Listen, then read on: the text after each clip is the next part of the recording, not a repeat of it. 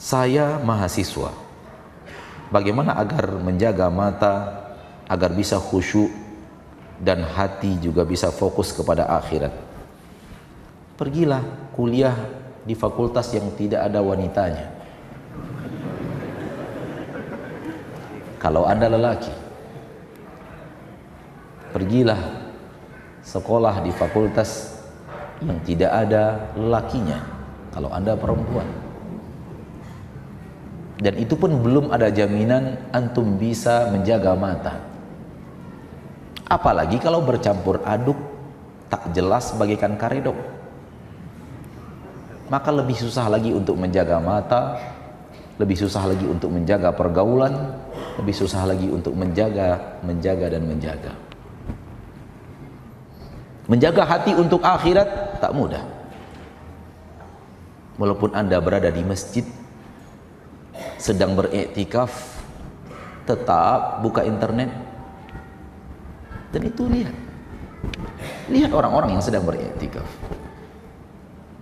lebih banyak tangannya pegang handphone dibanding pegang Al-Quran. Itu orang sudah di masjid loh mas, pada zaman kita sekarang ini.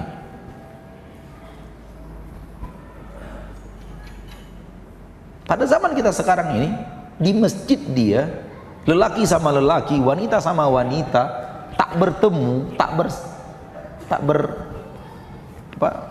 tak berselisih dan tidak berpapasan, tetap saja matanya sulit untuk dia kendalikan dan hatinya sulit untuk selalu sejak pada akhirat. Ya, orang-orang spesial, orang-orang khusus yang dirahmati Allah, yang tahu apa itu iktikaf dan bagaimana iktikaf yang seharusnya.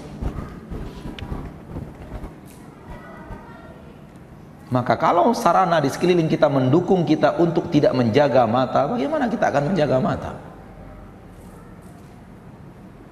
Kalau sarana di sekeliling kita mendukung kita ke arah untuk tidak fokus kepada akhirat, bagaimana kita akan fokus akhirat?